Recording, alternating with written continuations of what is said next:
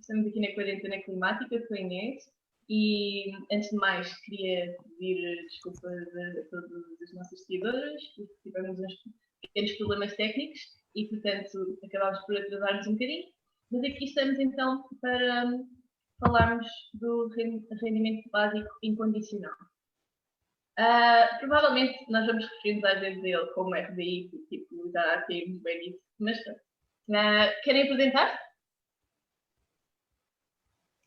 Sim. Okay. Sou João Reis. Sou a Andreia. Sou o Diogo. Ok. E esta é a quarentena climática do Climáximo. Sim, eu já tinha dito que isto era ok. climática. Fica mais engraçado depois. Pronto, mas pronto. Pronto. Então, para quem não sabe, o RBI é um valor monetário que é pago pelo Estado a todos os cidadãos, independentemente de quaisquer condições, tipo, independentemente do rendimento, da necessidade que haja, da profissão, etc. Daí ser, portanto, incondicional. É uma ideia da qual já se fala efetivamente há algum tempo, mas que com toda esta situação resultante do novo coronavírus que estamos a viver, tem vindo outra vez a ganhar força na ordem do dia e tem sido bastante discutida como uma eventual solução para alguns constrangimentos que muitos cidadãos estão a viver neste momento. Pronto, já foi até avançado como ideia para ser implementado, por exemplo, nos Estados Unidos. Nos Estados Unidos existem pessoas, as pessoas com rendimentos inferiores a 75 mil euros vão receber um valor de $1.200, sendo que crianças, vai dar um valor para crianças de $500 e depois aquilo vai até aos 99 mil euros, sendo que a partir dos 99 mil euros já não recebem nada, mas pronto, dos 75 mil para os 99 mil vai reduzindo o valor que recebem. Em Espanha também estão a estudar a ideia de implementarem o RBI. Vão fazer basicamente uma experiência o mais rapidamente possível. Contudo, ainda não é certo se vai ser para toda a gente, provavelmente vai ser variável consoante as necessidades da pessoa. E, portanto, ainda é uma proposta que está em estudo e pode ou não, portanto, ter algumas condições. Provavelmente poderá não ser incondicional neste caso. Mas está a ser estudado para ser uma medida permanente, porque neste caso, resultante da situação do coronavírus, existem muitas situações que estão a avançar com o RBI como uma medida de emergência, simplesmente para comatar as necessidades das pessoas neste momento. Portanto, há pessoas que estão a perder os empregos, que estão a ver os seus salários altamente reduzidos. Isto, por exemplo, o problema para o caso de Portugal, dos trabalhadores independentes que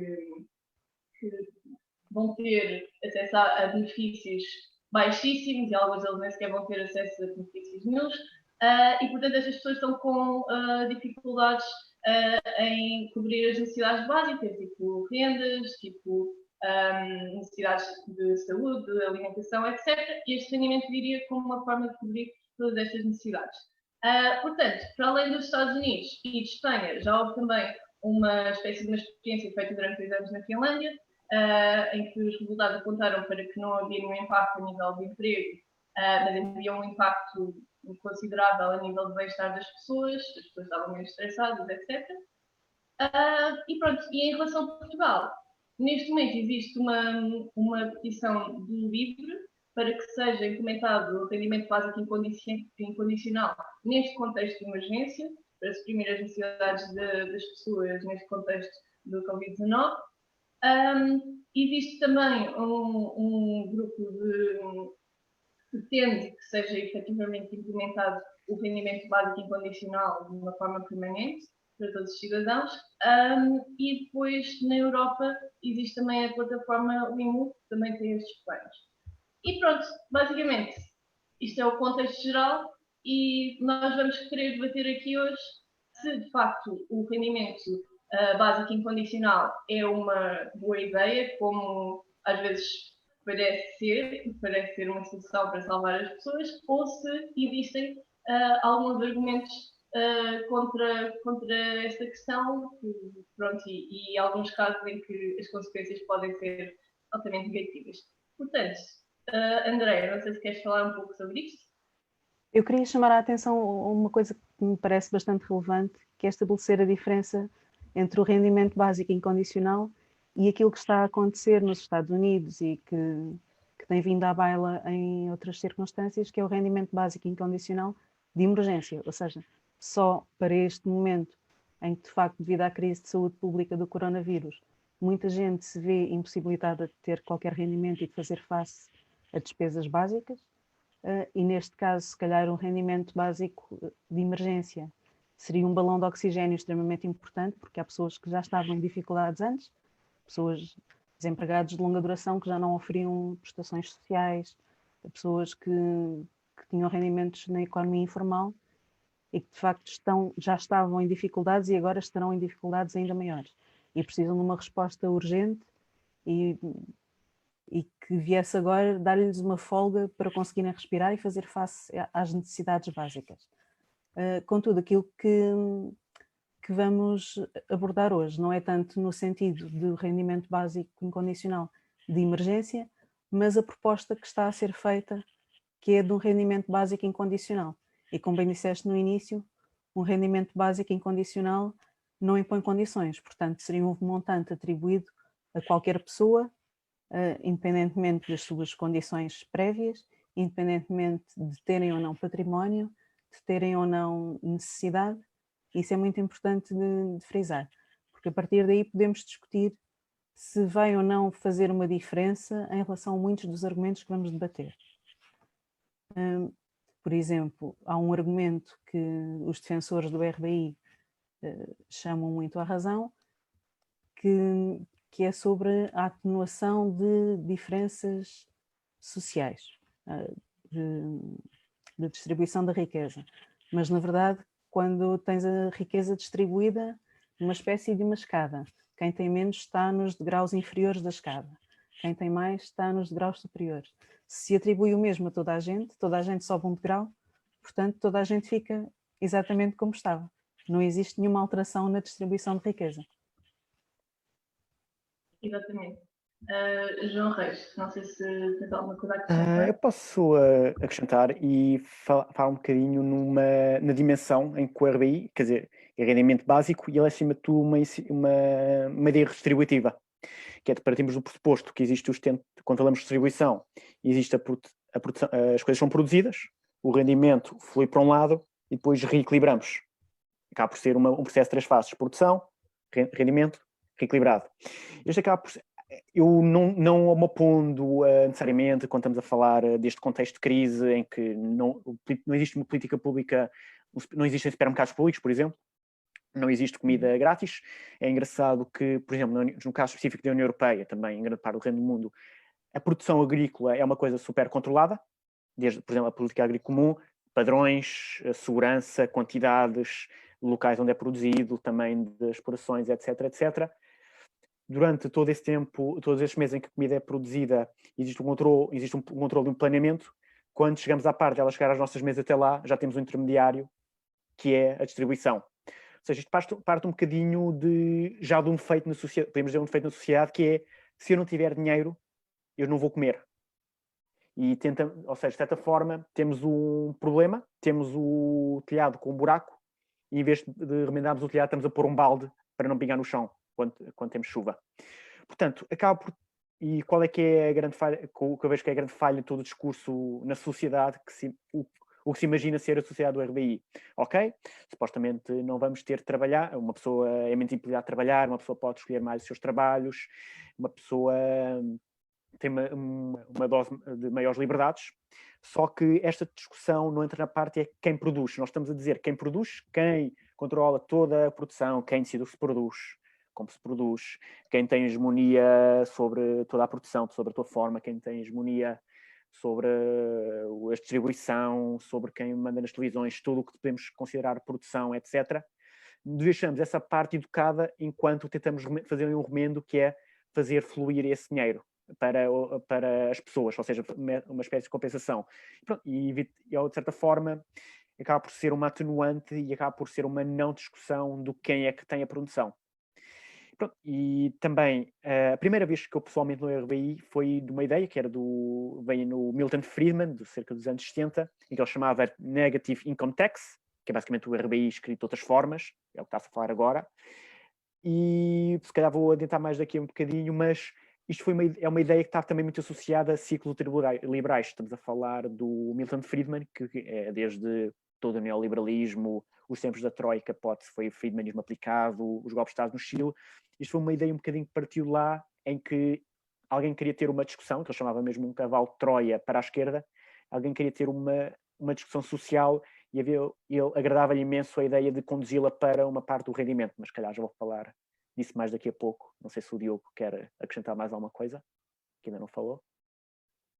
Sim, eu posso falar de alguns dos argumentos que têm sido usados a favor do rendimento básico universal e depois também nós temos a análise a partir do que são esses argumentos para também perceber se todos se aplicam neste momento, se aplicam também ao rendimento social de emergência, rendimento básico incondicional de emergência e pronto, e no fundo irmos um bocadinho mais a fundo nisto.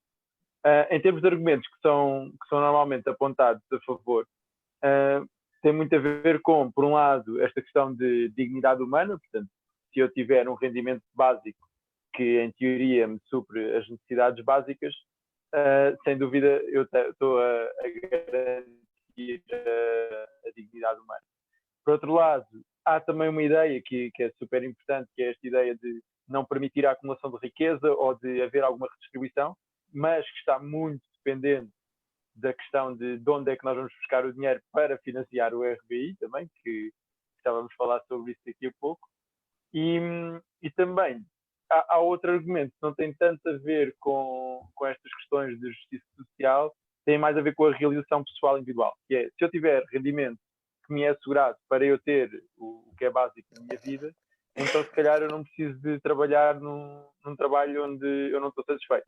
Então vai-me libertar para fazer outras coisas. E há o argumento que há muitas atividades que não são economicamente viáveis, mas que do ponto de vista de valor para a sociedade são muito, muito importantes. E, portanto, em teoria isto libertaria muito mais gente, por exemplo, para profissões criativas, para artes, para cultura, e também faria com que houvesse, no fundo, uma alocação do que são as necessidades reais da economia para o que as pessoas iam escolher como as suas opções de vida. Também há outro argumento que tem mais a ver com a questão económica, que é a questão de interromper ciclos de pobreza. O que é que qual é que é esta ideia? É que alguém que é pobre muitas vezes acaba por viver nestes ciclos de pobreza geração após geração por não conseguir mais rendimentos, e o facto de não conseguir mais rendimentos condiciona não sei quantas outras coisas, a nossa habitação, a nossa alimentação, a educação, etc., todo o acesso a serviços básicos, e portanto nós conseguirmos isso garantido, conseguimos interromper ciclos de pobreza. E por fim, há outro argumento que também é fundamental, que é a ideia de haver menos burocracia. E este importa perceber porque é que há menos burocracia, porque, como o João estava a dizer há pouco, muitas vezes o rendimento básico incondicional é associado à ideia de acabar com qualquer outro tipo de prestação social. Portanto, no mundo onde existe rendimento básico incondicional, e isto não é no cenário de emergência, é no cenário de rendimento básico incondicional permanente, o que acaba por acontecer é nós temos esta ideia de tudo quanto é o subsídio de desemprego, um rendimento social de inserção, todos os apoios e prestações sociais deixam de existir, o que faz com que também não seja necessário a máquina do Estado haver um apoio burocrático para esse tipo de tarefas, para verificar quem cumpre ou não cumpre, ou o que seja, e portanto na prática, se não houver essa força de fiscalização, nós conseguimos reduzir os custos e conseguimos também ter um Estado com muito menos burocracia, que é um problema que é muito apontado à direita em relação à forma como o Estado existe. E estes têm sido, no fundo, os argumentos mais fortes a favor do rendimento básico incondicional. Mas agora, se calhar, e também pegando já em algumas perguntas que temos aqui do público, eu ia passar à Andreia, que tem mais algumas respostas. Sim, eu queria responder à questão que o João Camargo colocou sobre a experiência na Finlândia. A experiência da Finlândia foi uma experiência que durou 2 anos.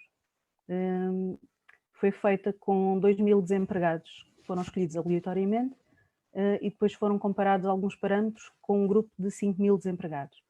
Ora, no fim deste estudo, a conclusão a que se chegou foi que, em termos de emprego, que era a grande expectativa dos defensores do RBI, em termos de emprego não houve nenhuma diferença a assinalar. Portanto, as pessoas que estavam a receber o RBI trabalharam ao final de um ano mais meio-dia do que o grupo de controle, foram mais 4 horas, salvo erro.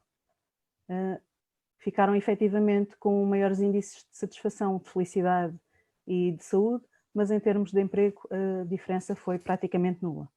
Portanto, foi um bocadinho de um flop e não eram estes os resultados que os defensores do RBI estavam à espera de todo. Posso acrescentar também só uma coisa sobre a questão da Finlândia? Eu acho muito engraçado o facto de nós aprovarmos ou não aprovarmos políticas sociais fazendo testes semi-laboratório, em que nós sabemos, boa parte desses testes, muitas vezes, não digo que é totalmente manipulável, mas quem faz os testes e quem conduz os testes, quem consegue controlar, quem controla os testes e quem controla a narrativa, consegue também controlar a narrativa se estes correram bem ou se correram mal. Desde consegues fazer um teste em que sabes qual é que é a métrica que vais falar, pode falhar nessa métrica, podias dizer que as pessoas trabalharam menos 10% do que trabalhariam antes e fazer as headlines do jornal em RBI falha, teste do RBI mostra-se com falhanço, porque desta forma não seria mentira, dada a forma como o teste foi formulado. Isto acaba por ser muito interessante, em que estamos a discutir assuntos sociais e ao mesmo tempo estamos a remeter à tecnocracia. Não estamos a discutir políticas sociais, não estamos a sentar, não estamos a discutir, não estamos a considerar o que é uma sociedade digna. Estamos aqui também a partir de pressupostos que, se as pessoas tiverem os rendimentos, simplesmente vão se tornar preguiçosas e em trabalho, um bocadinho o estereotipo, aquela história totalmente engraçada em que o professor disse aos alunos: agora a vossa média vai ser a média das notas, todas essas histórias anedóticas de ninguém trabalhar, se toda a gente resolver. Primeiro, estamos a partir por aí e depois nós estamos não a discutir como um problema social, mas, ok, tecnocratas, vamos empurrar para aí o problema e vocês agora vão nos dizer se isto é uma boa ou uma má ideia, com uma discussão completamente despolitizada. Eu queria voltar aqui a uma questão que foi há bocado mencionada pelo Diogo, que é a questão do financiamento do rendimento básico incondicional. Andando aqui um bom bocadinho para trás daquilo que já estávamos a dizer, porque efetivamente, pronto, o Estado, para financiar um rendimento básico incondicional, vai ter que ir buscar uma batelada de dinheiro a algum lado. E isto, em muitas agendas de esquerda, existe aquela ideia de que é possível ir buscar este financiamento através da taxação drástica dos mais ricos, e isso aí é que poderia eventualmente resultar nessa tal redistribuição da riqueza, mas isto já estamos a passar para um plano bastante longe da realidade que temos, ou seja, já estamos a passar por medidas eventualmente muito mais radicais do que uma simples proposta de um RBI sem qualquer tipo de contexto e sem estar ligado a uma data de outras medidas. Depois, outro cenário, que é aquele que me parece mais provável nos contextos que temos observado, é basicamente o Estado ter que investir em todo o tipo de serviços públicos onde está a colocar dinheiro, como por exemplo a saúde, a educação, etc., para efetivamente poder garantir este rendimento básico incondicional. E desta forma temos uma fragilização de todos os serviços públicos, temos uma passagem para o setor privado de todos estes serviços necessários à população. E pronto, obviamente que isto é extremamente problemático. Não sei se querias desenvolver sobre isto, Diogo, um bocadinho. Sim, isso é uma questão fundamental, que é onde é que se vai buscar o dinheiro. À partida do que tem sido a forma clássica de defender o rendimento básico incondicional, até porque muitas vezes tem sido posto como algo que pode ser defendido à esquerda e à direita como algo positivo. Portanto, tem sido posto nesta lógica de esta é uma política que tanto é defendida à esquerda como é defendida à direita. E é preciso perceber mais de fundo porque é que é defendida à esquerda e à direita e também com que argumentos é que é defendida à esquerda e à direita. À esquerda, de base, existe esta ideia de que então nós, com um rendimento básico incondicional, conseguimos garantir a dignidade humana, que é um argumento muito baseado na justiça social. À direita existe o argumento de que, sim, conseguimos garantir a dignidade humana, mas também precisamos de, com base nisso, para garantir que isto é financeiramente sustentável, então temos que acabar com qualquer outro tipo de prestação social. Esse acabar com qualquer outro tipo de prestação social é que é aqui uma questão-chave, para além de onde é que o dinheiro vem de base. Porque se, como tu estás a dizer, Inês, uma das soluções fundamentais é, então, se fosse por uma questão de justiça social, nós irmos taxar as pessoas que têm mais dinheiro, têm mais rendimentos, para então termos sim uma redistribuição de riqueza na economia, na prática o que acaba por acontecer é, será que então isto é mais eficaz do que o rendimento básico que seja condicional em vez de incondicional? Ou seja, provavelmente há outras soluções que faziam com que o rendimento básico não seja universal, que seja só condicional às pessoas que realmente precisam dele, fosse um processo de redistribuição de riqueza muito maior, muito mais eficaz e muito mais rápido também na forma como se consegue fazer. Portanto, esta questão de onde é que vem o financiamento é uma questão fundamental e obviamente existe imenso debate à volta disso. O João, acho que também tinha alguma coisa a dizer sobre isto. Sim, sobre financiamento, não está a acontecer, mas está-se a falar muito que é na impressão de dinheiro. Existe, por exemplo, um texto de um economista catalão, Jordi qualquer coisa, que agora não me recordo o nome, em que chama-se Helicopter Money Now. Isto é um bocadinho da ideia do que é que também o rendimento básico se parece. Isto também, Helicopter Money, também é uma expressão que, pelo menos, não sei se foi o primeiro, mas era muito usada pelo Milton Friedman, em que é um bocadinho uma analogia, uma analogia de chegar a um helicóptero e distribuir dinheiro pelas casas das pessoas todas e por igual numa sociedade. E a maneira como se está a falar disto fazer-se, e a ideia subjacente, Helicopter Money, não a rendimento básico internacional, mas Helicopter Money, era do imprimir dinheiro. Ou seja, de certa forma, os bancos centrais, no caso de Portugal, é o Banco Central Europeu, e esta discussão toda interessante também, que até agora tem surgido nas notícias, o Mário Centeno com os outros ministros, existe uma grande resistência na Europa para fazer isto, é o Banco Central, que temos uma coisa que é a política monetária, temos um bocadinho a política fiscal, a política monetária financiar diretamente a política fiscal, ou seja, imprime-se dinheiro, entra para as mãos do Estado e o Estado distribui esse dinheiro. Isto, sem entrar muito por aí, tinha outros problemas, que é a eventual inflação que é gerada. Por outro lado, apesar da inflação, num cenário que temos em que a economia vai dar uma retração enorme em toda a dinâmica de dívidas e coisas que, um bocadinho o efeito dominó, em que umas coisas caem, ficamos sem emprego durante um mês e toda a economia se colapsa, podem se tornar verdade. E, de certa forma, até poderia atenuar isso e pôr a economia a andar através disso mesmo, de inflação, um bocadinho complicado para estar aqui a explorar a fundo, mas também é um argumento que se torna um bocadinho interessante quando se diz, ok, mesmo em crise ou não crise, pode-se usar esta mecânica de impressão de dinheiro, mesmo com as suas nuances, para financiar o rendimento básico incondicional. Mas esta parte também é interessante porque esse dinheiro pode ser usado para outras coisas. Isto também, não tirando a bola do que é a crise climática, por exemplo, nós podíamos estar a usar esse mesmo dinheiro, isto também é um bocadinho com a questão que é, não existia dinheiro até agora para fazer nada da economia, era impossível, o que era antes dado como impossível, agora passa a ser possível, que é os Estados, em grande escala, pedirem aos bancos centrais para imprimir dinheiro. O Financial Times disse que era preciso pensar nisso. O Banco de Inglaterra também, esse país ultracomunista, como sabemos, diz que vai fazer isso. Os Estados Unidos estão a fazer isso. A Europa tem resistência a fazer isso. Mas acho, dentro do contexto da conversa de hoje, é interessante que mesmo podemos defender assim, entregar esse dinheiro a pessoas para suprir necessidades de falta de dinheiro para alimentos, rendas, etc. Pode ser importante, ok, nós afinal podemos fazer esse dinheiro pode aparecer, porque é que não estamos a aplicá-lo noutras coisas, como a transição energética, é uma questão super interessante também. E basicamente... Sim, exatamente, e neste momento existe muito a questão de que as pessoas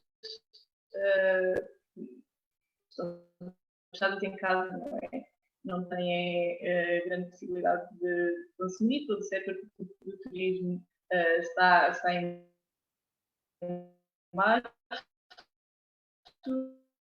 os restaurantes, etc.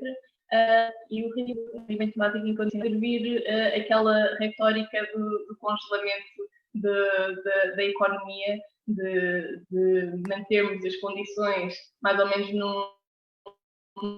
num nível estável para depois voltarmos à retórica que nós não queremos, porque não queremos voltar à normalidade.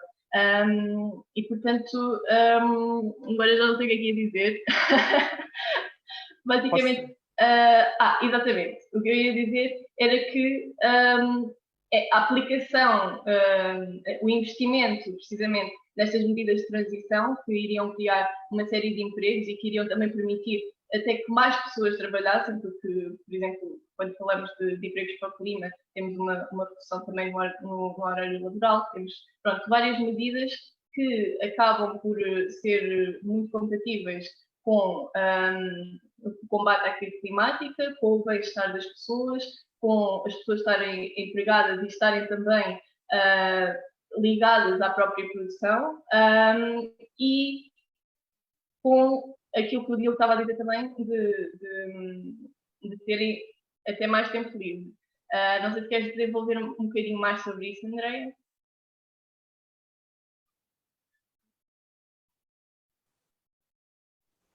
Bom, em relação aos empregos para o clima, posso dizer que o investimento, que é talvez a maior questão com que nos deparamos quando falamos dos empregos para o clima, quem é que vai pagar uma transição energética justa?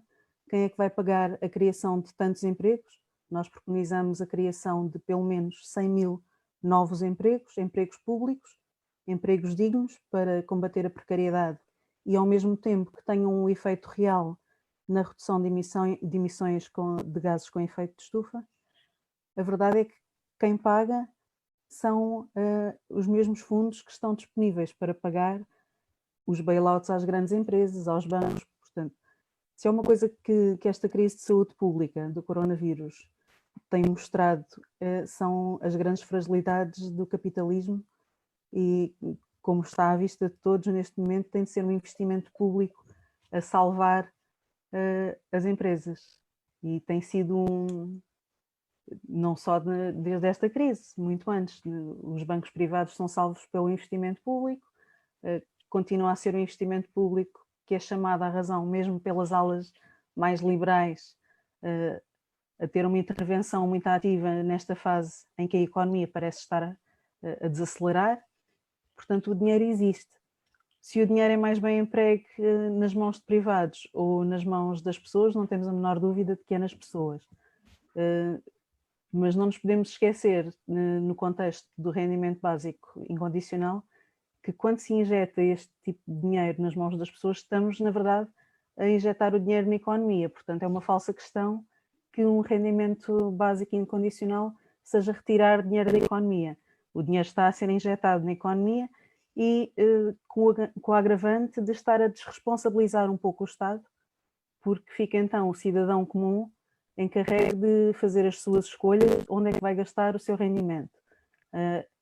E ao desresponsabilizar o Estado, que já tem tantos serviços que eram públicos entregues às mãos de privados, o que estamos a fazer é injetar novamente esse dinheiro nos privados através de um bypass cuja responsabilidade fica exclusivamente nas mãos do cidadão.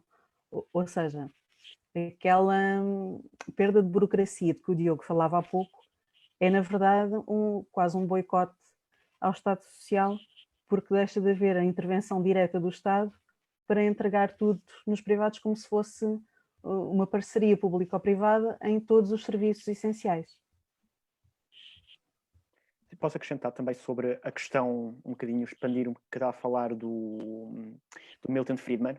Não é difícil imaginar uma distopia, vamos imaginar, acordámos amanhã, em Portugal, em que recebíamos, vamos dizer, 1.500 euros de rendimento básico incondicional, um valor acima da média como o português recebe, mas já não havia hospitais públicos, já não havia segurança social, quer dizer, ok, podemos assumir segurança social, que já era reforma, ok, não havia escolas públicas, e etc.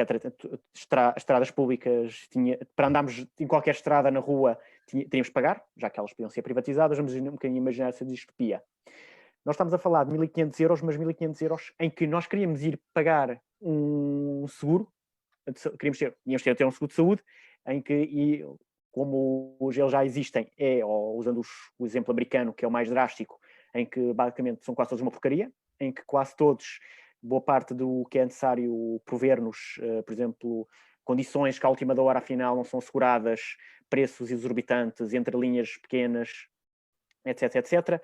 Escolas em que quem tem, chamemos assim, mais controle de sociedade, quem está mais próximo destas aqui, consegue, por exemplo, filtrar e fazer com que os filhos, chamamos-lhe uma casta, uma classe mais privilegiada, continuem a manter todos os seus privilégios e a escolher quem está nas melhores escolas, quem não está nas piores escolas, que apesar mesmo de serem pagas, é indiscutível que existiam diferenças.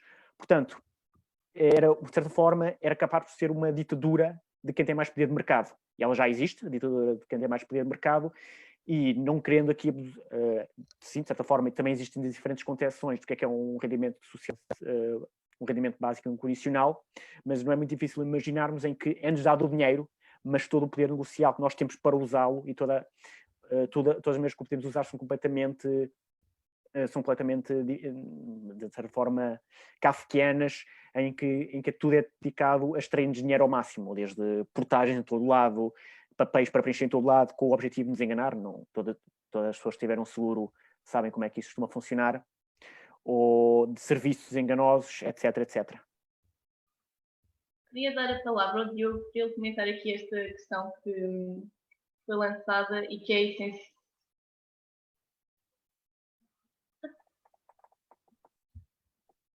Inês, não ouvi a última parte da pergunta, desculpa. Não sei, mas não estou a perceber se o Deus ainda está a falar, não está? Não. Ok, desculpa. Comic relief, basicamente. Não, eu ia dizer-te, em relação àquilo que estávamos a falar há pouco, no sentido de todo o investimento que é necessário para uma transição justa e da quantidade de empregos que seriam criados e que têm que ser criados neste cenário de transição justa, que é o único cenário compatível com a travagem da crise climática. Existe o cenário em que nós, em vez de termos, portanto, este rendimento básico incondicional, temos serviços públicos incondicionais, temos transportes públicos gratuitos, temos casas gratuitas, temos saúde gratuita, economia, etc. Isto é uma alternativa potencialmente bastante com grandes vantagens ao rendimento básico incondicional. E queria perguntar se querias falar um bocadinho sobre isso. Sim. Sim, sem dúvida. A questão não é tanto, na nossa opinião, não é tanto a questão de onde é que está o rendimento, é mais a questão de onde é que estão os serviços que esse rendimento pode oferir, não é? Na prática, a questão é essa. A ideia de rendimento básico e condicional não é má se não houvesse alternativas, não é? Que é esta ideia de, se de facto eu não puder mudar a forma como os serviços são prestados, partindo do princípio que de facto há muita gente que não tem acesso à habitação, não tem acesso à saúde, não tem acesso à educação, não tem acesso a serviços básicos, por questões de rendimento. Então, se nós aumentássemos o rendimento destas pessoas, ou se nós tivéssemos um rendimento básico que as fizesse terem aquele nível que já as permitia sair da pobreza, então conseguiam ter acesso a esses serviços. Qual é que é o problema? É que num modelo globalizado da economia como nós temos hoje, que é o modelo capitalista, a maior parte dos serviços básicos não são universais e não são públicos sequer. Portanto, eles são prestados em condições que só são prestados se houver condições de mercado, condições de lucro para eles serem prestados. O que faz com que eles na prática nunca são condicionais, nunca são incondicionais.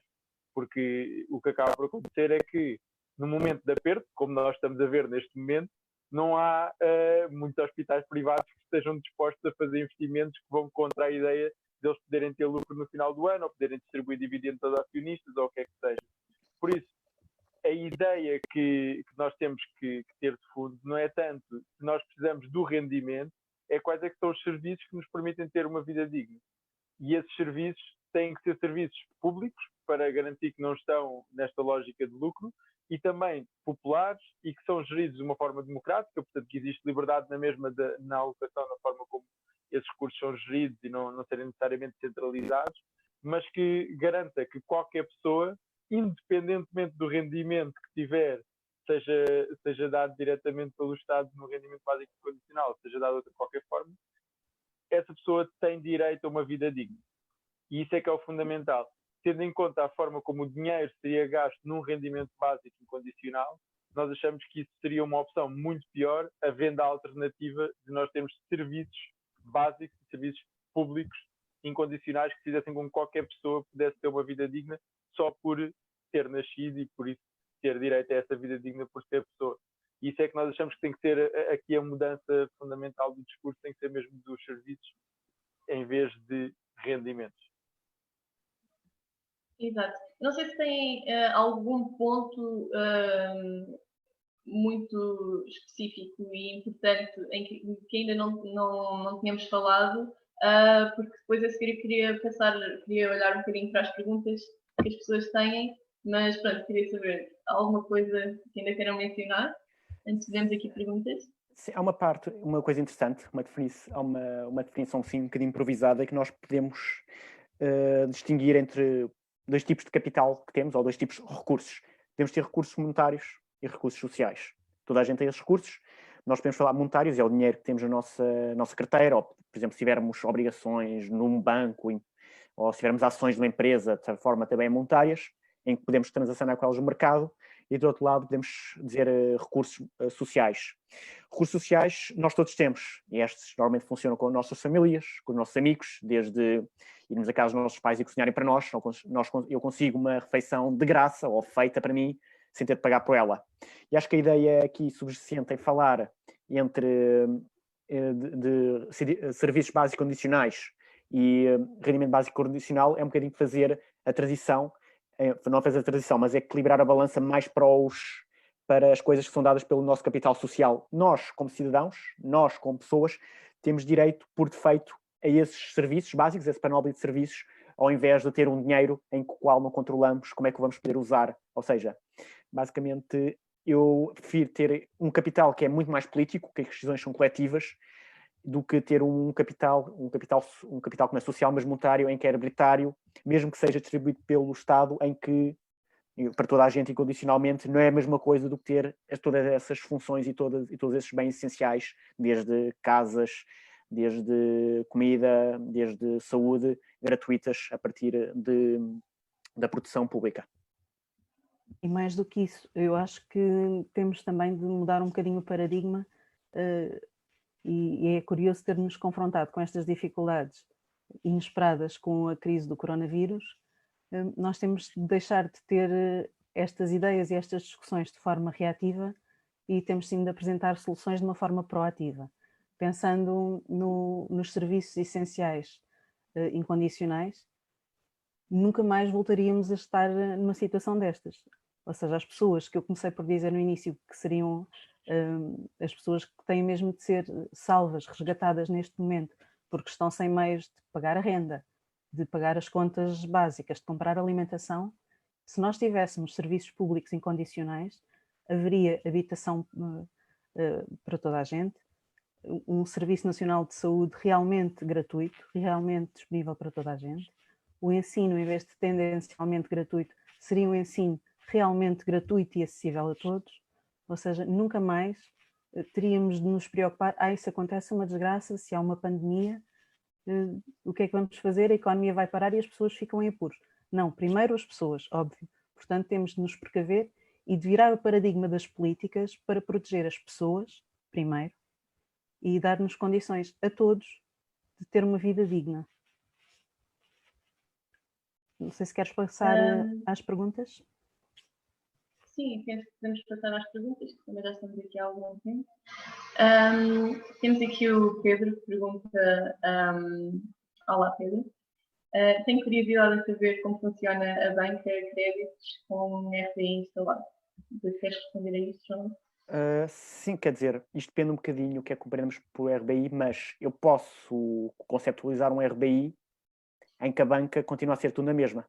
em que eu recebo o meu salário, o meu dinheiro do banco, o banco cobra comissões na mesma, eu tenho um cartão de débito à mesma, que se calhar tem mais umas comissões, portanto, a proposta da RBI não tem como pressuposto qualquer alteração do que é um banco, quer seja privado, quer seja público, da maneira como é que as coisas funcionam. Ou seja, não há nada que diga no RBI que eu não posso contrair dívidas. Não há nada que eu diga, ok, vamos imaginar, um bocadinho simplificando, que eu vou receber 1.500 euros para a vida inteira. Não há nada que diga se eu posso pedir empréstimos a contar que vou receber os outros 1.500, em que eu passo o pressuposto que vou receber agora mais dinheiro, mas que a partir do momento em que eu tiver 50 anos, vou receber menos dinheiro para pagar esse empréstimo. Não há nada que ameace esse sistema de dívida. E sim, penso que seja assim, mais por alto que seja isso.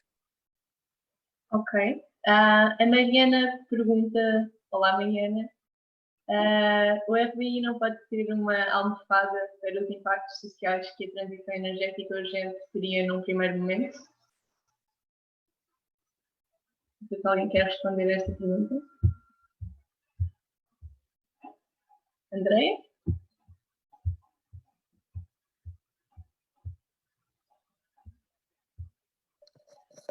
Estás a ouvir-nos, Andréia?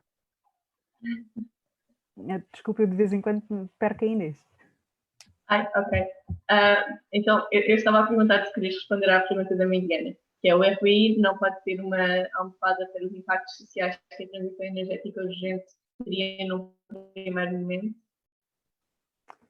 Eu diria que os impactos sociais já estão previstos no plano, já agora digo que é o único plano que existe neste momento em Portugal para fazer uma transição energética justa e responder à crise climática, porque uma das ideias base é proteger os trabalhadores.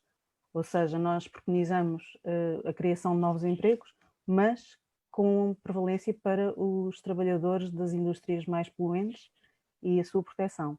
E uma das medidas que sugerimos até já é que esses trabalhadores comecem já a receber formação profissional, paga pelas próprias empresas, para que possam, logo que possível, transicionar para empregos verdes, para empregos para o clima. Portanto, não creio que os impactos sociais se fizessem sentido nesse sentido. Não sei se, Diogo, queres acrescentar alguma coisa em relação a isto? Sim, tem outra vez a ver com a questão do que é que nós estamos a resolver quando implementamos um rendimento básico incondicional, que é, enquanto solução de emergência, parece não ser uma má solução, mas se nós virmos quais é que são as alternativas, de facto passa a ser uma má solução a comparar com as alternativas, que é, neste momento, os Estados estão a investir massivamente em garantir quase que existe um congelamento da economia, não é? Que é, já que as empresas pararam, se nós agora conseguirmos manter o rendimento das mãos das pessoas, no dia em que sairmos de quarentena, a economia volta ao normal. Quando o problema era esse mesmo normal. E o problema era precisamente a forma como a economia estava a funcionar. Portanto, na prática, o que acaba por acontecer é nós queremos resolver o problema estrutural e sistémico ou queremos simplesmente atuar no que são os sintomas e tentar aliviar os sintomas.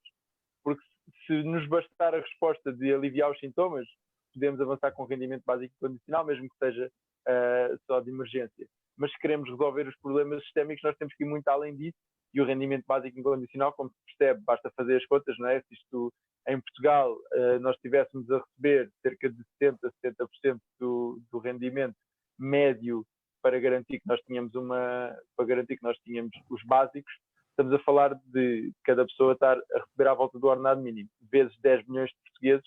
Quer dizer, pôr esse dinheiro em rendimento básico incondicional ou pôr esse dinheiro em propostas como os empregos para o clima, mas que podiam ir muito além disso também, se focarem só no clima e resolvendo também outros desafios de estrutura, é fundamental e seria sem dúvida uma alternativa muito melhor.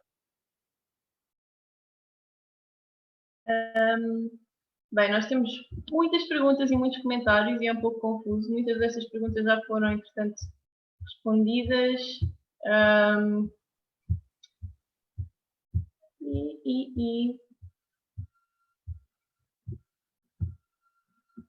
Vamos aqui à pergunta do Manuel Araújo. Olá, Manuel. com a introdução do RDI não haveria simplesmente uma subida dos valores de necessidades básicas como renda e comida, assim o RDI era só uma renda do Estado aos senhorios e outros privados. Reis. Sim, existe um bocadinho essa possibilidade. Teoricamente podemos fazer com que isso aconteça, que podemos assumir um mundo em que os senhorios simplesmente, ok, tu tens mais 1000 euros por mês, portanto eu vou-te se calhar cobrar mais 500, em que simplesmente vamos falar ou se vamos às compras, se existir imensa procura por bens, eles simplesmente podem subir os preços e capturar a sua fatia do lucro. Isto voltando a falar da parte de quem controla os meios de produção e quem tem o controle das decisões, de como as coisas são produzidas e não são produzidas, basicamente é mais uma vez deixar à mercê. Portanto, sim, não diria que era certo, também depende um bocadinho do que é que ele seria, em que contexto é que seria, como é que seria acompanhado, mas esse cenário não é descartar, em que simplesmente quem tem poder de mercado consiga absorver esse rendimento extra.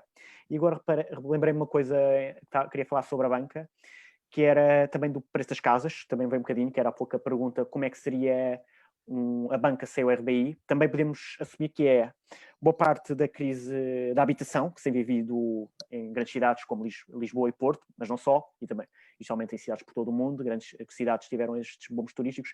Boa parte também é gerada pela banca e como é que ela funciona. Ou seja, há pouco eu dei o exemplo que eu poderia pedir empréstimos e podia emprestar o meu dinheiro à banca. Todos esses sistemas da banca em que faz com que, muito direcionada para o lucro, ela faz por uma coisa que chamamos de multiplicador financeiro, torne mais fácil obter empréstimos. Portanto, assim que eu recebo o empréstimo, sempre que eu pago o empréstimo de uma casa, quem recebe o dinheiro põe na conta, portanto o banco continua a ter dinheiro para fornecer mais um empréstimo. E toda esta construção do mercado imobiliário que aconteceu foi muito baseada nesta dinâmica. Todas essas dinâmicas num rendimento puro e duro, simplesmente a tirar o dinheiro. Isto é um bocadinho juntar as duas perguntas, também como é que também o preço aumentariam. Todas estas dinâmicas não seriam descartadas. Portanto, poderíamos ter uma altura em que simplesmente por mais dinheiro que puséssemos, toda a maneira como o sistema funciona, simplesmente faria todos os preços mais a crescer, incluindo a partir da banca e do problema das casas. Pronto. Alguém quer acrescentar alguma coisa, comentar aqui ou finalizamos já aqui o nosso programa? Ainda temos mais perguntas? Acho que a maioria das perguntas estão mais ou menos respondidas, porque também temos aqui muitos comentários. Sim, tinha uma questão também fundamental, que é como é que nós conseguimos então ter os tais serviços básicos incondicionais? Porque neste momento, por exemplo, para se implementar o rendimento básico incondicional, que tem existido são petições e parece existir algum discurso também mediático alinhado com isso.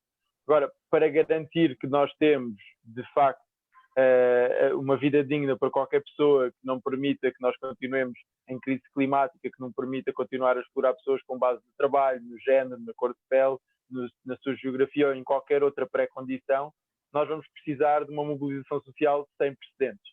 E isso é que é também super, super importante nós frisarmos aqui. É que, de facto, oportunidades como o rendimento básico incondicional podem muito bem ser aproveitadas para destruir o Estado Social e para reverter muitos dos avanços que já se tinham conseguido com o Estado Social, sabendo de nós que o Estado Social, mesmo assim, não está a garantir serviços básicos incondicionais. Lá está. Portanto, nós temos que, se nós apoiamos este tipo de medidas, nós temos que nos mobilizar, temos que nos organizar, temos que nos organizar politicamente, juntar a coletivos e garantir que, sendo esta oportunidade histórica, porque o investimento existe, afinal, de repente, há dinheiro para investir na economia e há dinheiro para fazer a diferença, então invista-se não no passado, mas no futuro, para nós garantirmos que temos essa vida digna para qualquer pessoa. Tenho aqui também uma pergunta do Pedro Figueiredo, que estou a ver, que é: um RBI em que um Estado definisse os valores dos bens essenciais, tudo o resto ficaria como está, não resolve assim a questão da inflação? Sim, não. Por um lado é um bocadinho mais... Por um lado, controles de preços, eles existem na economia. Por um lado, também poderiam ser eficazes a controlar estas dinâmicas. Mas, a partir gosto também... Nós acabávamos por estar a resolver um problema fazendo mais uma restrição no mercado. Ou seja, quando o grande problema é tudo ser mercantilizado e tudo ser possível fazê-lo com tal. Sim, realmente, também poderia funcionar, não seria completamente direto, poderia haver mercados negros, depois definir o que é um preço, por exemplo, tu podes definir o que é um preço, mas depois existe mais uma comissão, nunca seria fácil isso acontecer. Mas sim, não seria impossível, mas eu prefiro ver a alternativa em que é quem produz, por exemplo, eu tenho o Serviço Nacional de Saúde, e em que democraticamente nós conseguimos já definir quais são os preços que eles existem, sempre com umas restrições, conta que as coisas custam antes deles entrarem, mas nós, quando estamos a falar de fazer um controle tão complicado em que o Estado paga alguém vai gastar, ou alguém quer subir um preço, mas esse preço depois é mandado para baixo, enquanto estamos a falar de uma alternativa que é simplesmente haver o controle público, acaba por ser muito mais limpo, acaba por ser mais eficaz e acaba por haver menos espaço para dubiedades. Mas sim, existem muitos mercados, por exemplo, os seguros de saúde na Holanda, é um sistema que não é exatamente igual ao português, acaba por ser semi-privatizado, em que é prestado por privados, mas os preços são tabulados pelo Estado e acaba por ser também um Serviço Nacional de Saúde. Eu pessoalmente prefiro a alternativa que temos em países como Portugal, em que ele é genuinamente quase público, apesar de haver muitas parcerias e por aí fora, do que esse sistema, mas sim, existem ocasiões reais e concretas em que o Estado, tabular os preços, consegue efetuar um controle sobre a evolução destes aqui.